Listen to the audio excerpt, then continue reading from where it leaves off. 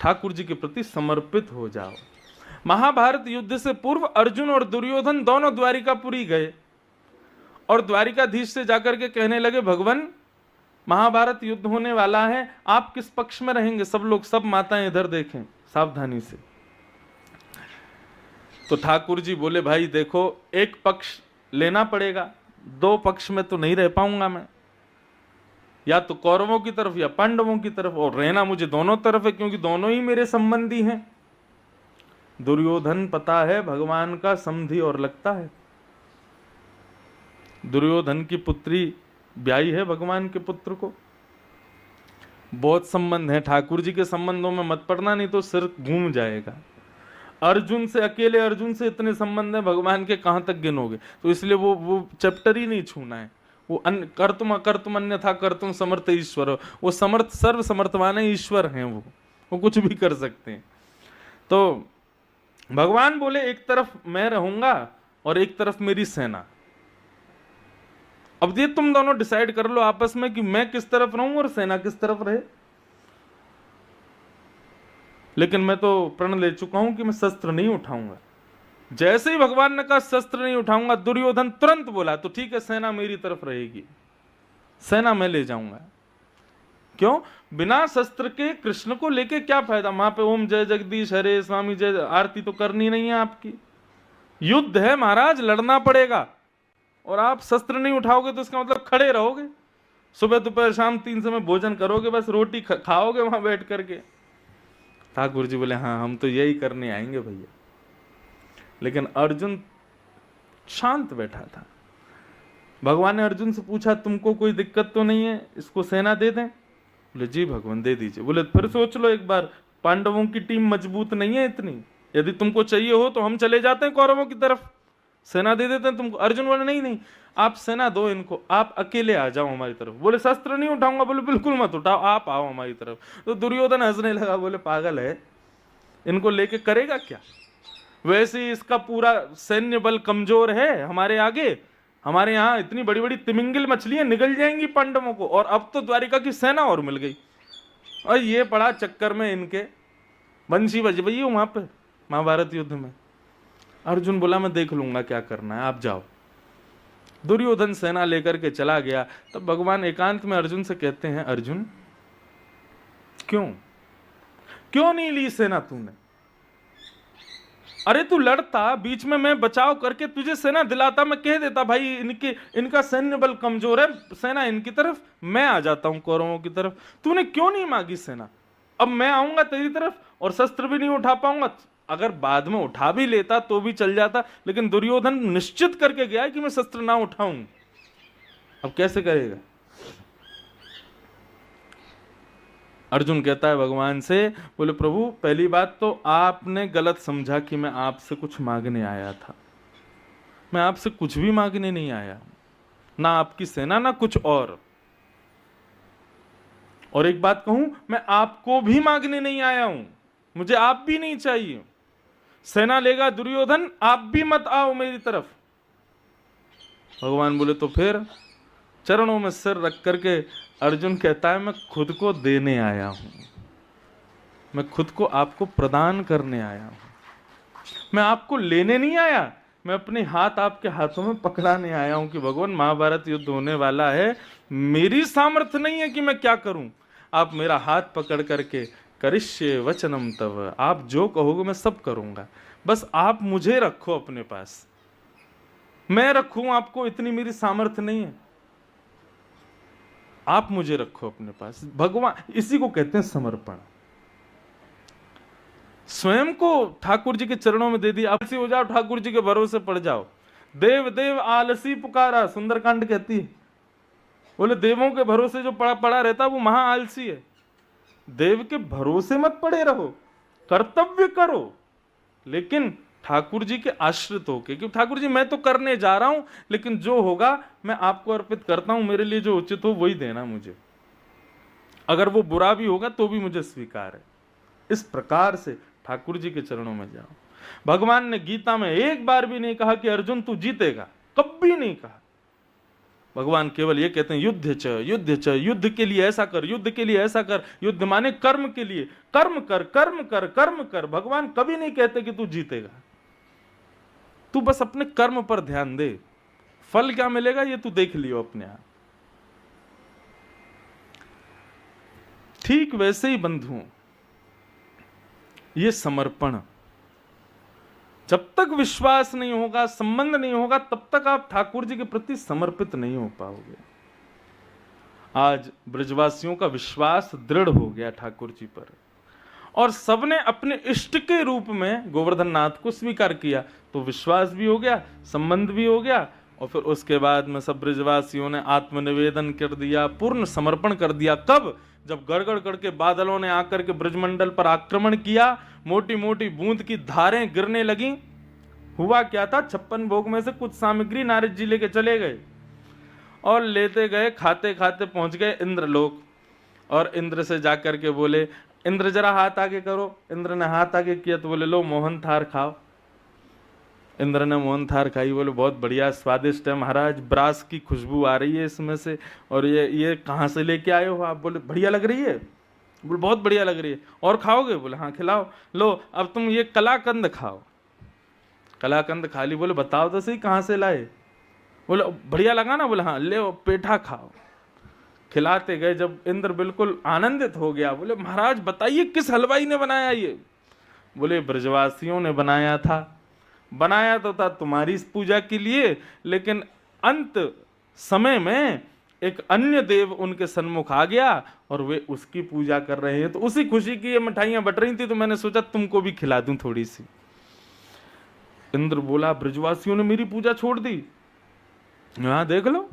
इंद्र ने आकाश से जब देखा तो महाराज सब 4 भुजा वाले गोवर्धन नाथ की पूजा कर रहे हैं, उन्हीं को वंदन कर रहे हैं, अपने हाथों से जा जा करके खिला रहे हैं। और ठाकुर जी खूब कहते हैं लाओ ब्रजवासियों भोग, अरे मैया यह लेके आ, अरे मैया वाह लेके आ। गोवर्धन नाथ खुद कह करके बोल रहे हैं। इंद्र बोला इन ब्रजवासियों को पता नहीं है इन्होंने क्या किया है, अब ये जीवित नहीं बचेंगे। सांवर्तक ऋतुओं को आक्रमण करने के लिए भेज दिया। सांवर्तक ऋतु तब आती है जब प्रलय आने वाला होता है। सांवर्तक ऋतु के बारे में श्रीमद् भागवत में लिखा है कि काले बादल इतने काले होते हैं कि वे रात्रि के अंधेरे के समान दिखते हैं। दूसरी बात, जब वो बरसते हैं तो पहले तो गरजने की बताई, बोले उनकी गरजाहट इतनी तीव्र होती है कि छोटे बालक और अत्यंत वृद्ध लोग तो उसकी गर्जना से ही प्राण त्याग देते हैं। और वर्षा इतनी भयंकर होती है कि एक बूंद हाथी के सूंड के समान होती है। जब प्रलयकालीन मेघमालाएं आती हैं, प्रलय से पहले, ऐसे मेघमालाओं को भेज दिया इंद्र ने, जाओ जाकर के ब्रजमंडल पर इतनी वर्षा करना कि पूरा ब्रजमंडल डूब जाए, यमुना और ब्रज में कोई भेद ना रह जाए। ऐसी स्थिति में ब्रजवासियों ने आत्मनिवेदन, समर्पण किया। किसको? गिरिराज जी को। सब लोग गिरिराज जी को भोग लगा रहे थे। ग्वाल बाल सब ठाकुर जी की ओर देखें और फिर गिरिराज जी को देखें, फिर ठाकुर जी को देखें, फिर गिरिराज जी को देखें। ठाकुर जी बोले कहाँ गए हो? देवता सुंदर है ना? बोले देवता तो लाला सुंदर है, लेकिन नेक नेक तोते शक्ल मिल रही है देवता की। ऐसा लग रहा हो जैसे तेरे ही 4 हाथ प्रकट है गए हो, तू ही ऊपर खड़ा हो। अरे लाला सही सही बताइए, तेरी शक्ल क्यों मिल रही है याते?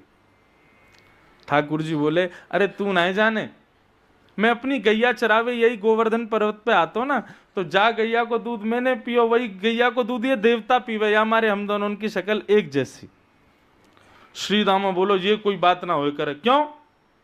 अच्छा श्री दामा एक बात बता, तेरी शक्ल और तेरी बहन की शक्ल मिले कि ना मिले? बोले हाँ मिले तो है। क्यों? क्योंकि तुम दोनों ने एक ही मैया को दूध पियो। बोले हाँ लाला बात तो ठीक है, लेकिन लाला गैया को दूध तो बछड़ा भी पीवे, बाकी शक्ल क्यों ना मिले हमते? ठाकुर जी बोले अब ज्यादा दिमाग मत लगावे, बस यही मारे मिले हमारी शक्ल। मतलब आप एक चीज देखना, इतनी बड़ी बड़ी क्रियाएं हो गई ब्रजवासियों को, लेकिन संशय नहीं होता ठाकुर जी पे कि ये भगवान तो नहीं है। और ठाकुर जी इतनी आसानी से सरल भाव में कह देते हो, ब्रजवासी उसी को मान लेते हैं। यही तो प्रेम है। प्रेम में तर्क नहीं होता, प्रेम में वितर्क नहीं होता, कुतर्क नहीं होता, प्रेम में सहज स्वीकार होता है। प्रेमी जो कह दे उस बात का। जहां तर्क जन्म ले लेता है ना, देखो तर्क होना चाहिए, प्रेमी का अधिकार है कि वो तर्क कर सकता है, लेकिन तर्क के बाद में फिर सामंजस्य भी तो होना चाहिए। आजकल हम तर्क तो करते हैं, लेकिन तर्क करने के बाद में हम यह भी सिद्ध करना चाहते हैं कि तुम श्रेष्ठ नहीं हो, चाहे अपने माता पिता के प्रति हो, चाहे अपने बहन बंधुओं के प्रति हो, भाइयों के प्रति हो, अपने प्रियतम के प्रति हो, अपनी प्रियतमा के प्रति हो। हम तर्क तो करते हैं, लेकिन अंत में उत्तर क्या निकलता है? कुछ भी नहीं, वो तर्क फिर आ जाता है। लेकिन प्रेम में कुतर्क तर्क नहीं होता। वे सब ब्रजवासी कहते हैं लाला कह रहे हो तो ऐसा ही होगा, मान जाते। इतने में ही काले काले बादलों ने आकर के जब गर्जना करनी शुरू की, सब ब्रजवासी बोले लाला हमें तो पहले ही लग रही इंद्र नाराज हो जाएगा, और अब वही है गया, देख कैसी काली काली मेघमाला आ रही है, लाला रक्षा करनी पड़ेगी अपनी। सब ब्रजवासी इनकी। ठाकुर जी बोले जिनकी शरण में आए हो उन पर पूर्ण विश्वास और पूर्ण समर्पण रखो, वो तुम्हारी रक्षा करेंगे। अपने विश्वास को इतनी आसानी से खंडित मत होने दो ब्रजवासियों। जिनकी शरण में आए हो उनसे प्रार्थना करो।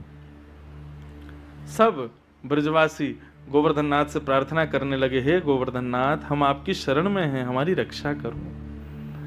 जैसे ही मेघमालाएं गिरने लगी, सब ब्रजवासी आंख बंद करके भीगते जा रहे हैं और गोवर्धन नाथ से प्रार्थना करते जा रहे हैं। इतने में ही एक ब्रजवासी बोलो, अरे अरे देखो देखो, जल्दी नेत्र खोल के देखो, कहां गए हो? और जैसे ही सब ब्रजवासी ने नेत्र खोल करके देखी तो कहा पायो, 7 वर्ष के कृष्ण ने 7 कोस लंबे चौड़े गिरिराज पर्वत को अपने बाम हस्त की इकन्नी उंगली पर धारण कर लिया और धारण करके त्रिभंग लली है करके ठाकुर जी खड़े हुए हैं। और सब ब्रजवासी से कह रहे हैं आ जाओ आ जाओ आ जाओ, सब आकर के यहीं खड़े हैं, जाओ। सब ब्रजवासी दौड़ करके गए, चारों तरफ से ठाकुर जी को घेर लिया। सबने अपने अपने बांस बल्ली ऐसे लगा ली और मानो गिरिराज जी के नीचे एक परत जैसी बना दी हो बल्लियों की। परंतु सब देख रहे हैं ठाकुर जी की उंगली की तरफ। लाखों ब्रजवासी हैं, पूरा ब्रजमंडल था वहां पे। शेषनाग ने आकर के गिरिराज जी की सीमा में आकर के एक बांध बना लिया। सुदर्शन चक्र गिरिराज पर्वत के ऊपर इतनी द्रुत गति से चल रहा है कि ऊपर से गिरने वाला जल दूर की ओर जा रहा है। अगस्त मुनि आए, आकर के एक कोने में बैठ करके बाहर से आने वाले जल को पीते जा रहे हैं और ठाकुर जी ब्रजवासियों की रक्षा कर रहे हैं।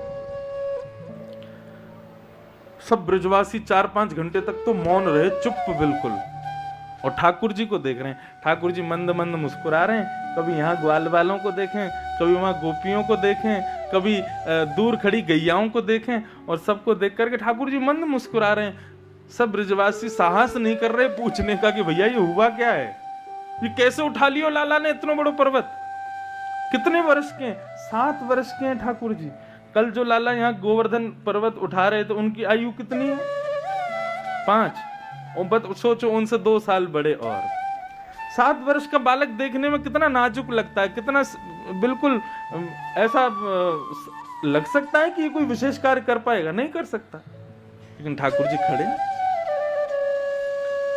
एक ब्रजवासी बोले सुनो, तुम सब चुप क्यों हो? बोले हम यहाँ हमारे चुप हैं भैया, गिरिराज जी नीचे आ जाएंगे यदि लाला से बात करी तो।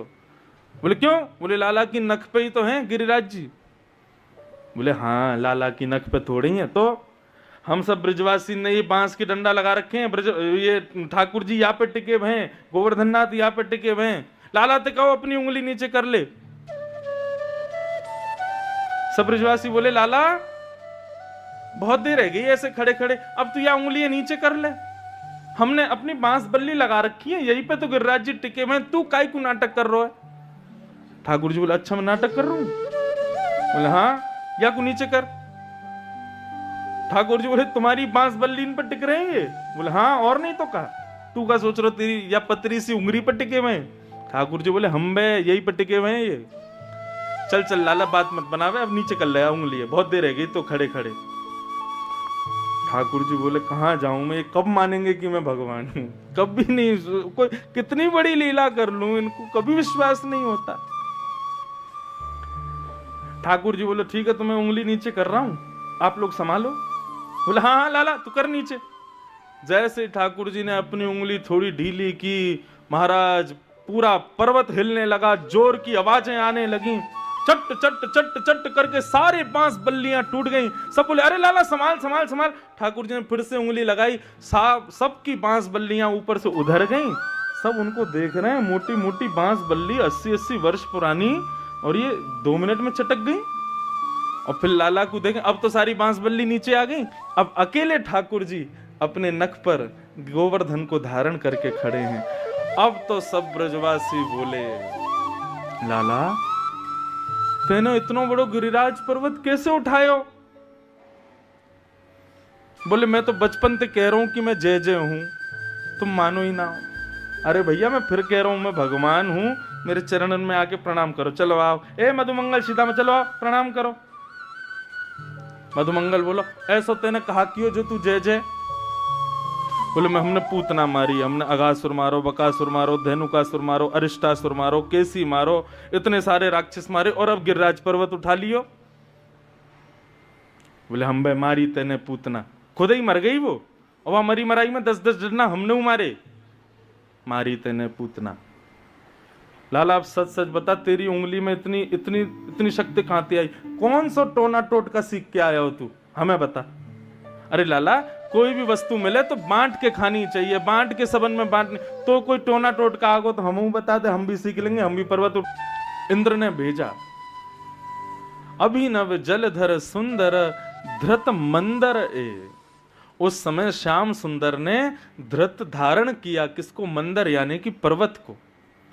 बोले कैसे धारण किया? तब वे कहते हैं श्रीमुख चंद्र चकोर जय जय देव हरे।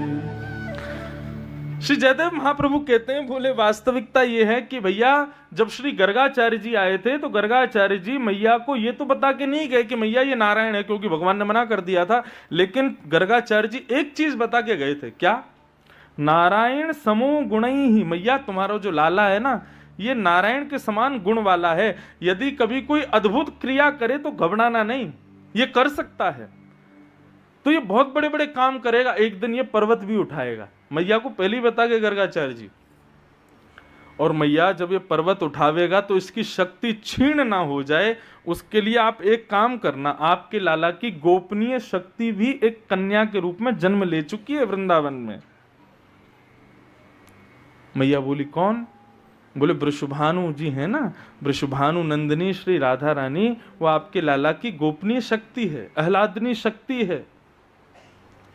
जब कभी भी आपको लाला कोई विशेष लीला करेगो, जब कभी भी आपको लाला कोई ऐसा अद्भुत कार्य करे जो मानव नहीं कर सके, वास्तव में मैया आपको इतना ध्यान रखना है कि वृषभानु नंदिनी राधा रानी को लाकर के अपने लाला के सामने खड़ो कर दियो बस। क्यों? बोले जब वो या के सामने आकर के खड़ी हो जाएंगे ना तो वाकई दृष्टि से या को बल प्राप्त होगा, वो या की शक्ति है मैया। तो आज जब ठाकुर जी ने गोवर्धन पर्वत धारण किए तो यशोदा मैया ढूंढ रही हैं, सब ब्रजवासियों के पास जाके पूछ रहे हैं अरे भैया वृषभानु जी कहाँ हैं, बरसाने वाले वृषभानु जी कहाँ हैं। सब खोजते खोजते खोजते कहीं दूर पहुंची, तब जाके वृषभानु जी मिले। वृषभानु जी से जाकर के यशोदा मैया बोली बाबा ऐसे ऐसे गर्गाचार्य जी ने एक बार मुझ को बताई, आप कृपा करके अपनी लाली दो, कहाँ है तुम्हारी लाली, मैं अपने लाला के पास जाके वाकू खड़ो कर दूं ताकि मेरे लाला की शक्ति छीण ना हो। वृषभानु जी के नेत्र सजल हो गए, बोले मैया 3 दिनों से मैं भी खोज रहा हूं, मेरी लाली मिल ना रही है, पूरे बरसानों खोज रहा हूं, हमारी लाली कहां चली गई है। गोवर्धन पर्वत के नीचे सब लोग खोज रहे हैं। 2 टेंशन की स्थिति हुई थी गिरिराज लीला के समय। पहली स्थिति तो ये थी कि भैया की इतनी वर्षा कर रहा हो, पता ना डूब जाएंगे, मरेंगे, जिंगे, कहा होगा। और दूसरी चिंता का विषय था कि श्री राधा रानी खो गई थी, कहां चली गई किसी को नहीं पता। 4 दिन है गए, लाला अब थोड़े थोड़े थकन लगे, तब यशोदा मैया को चिंता भई, कहाँ है वृषभानु नंदिनी। तो जा शिला के ऊपर ठाकुर जी खड़े, वह शिला के पीछे जाकर के यशोदा मैया ने जैसे ही देखो तो कहा पायो दिव्य तेज प्रकट है रहो है। कहाँ से प्रकट है रहो है? बोले शिला के पीछे श्री किशोरी जी, श्री राधा रानी अपनी भ्रगुटी टेढ़ी करके और एक टक गिरिराज जी को देख रही हैं और उनके नेत्रन से एक ज्योति प्रकट है रही है। वही ज्योति के कारण श्री गिरिराज जी ऊपर टिके भय।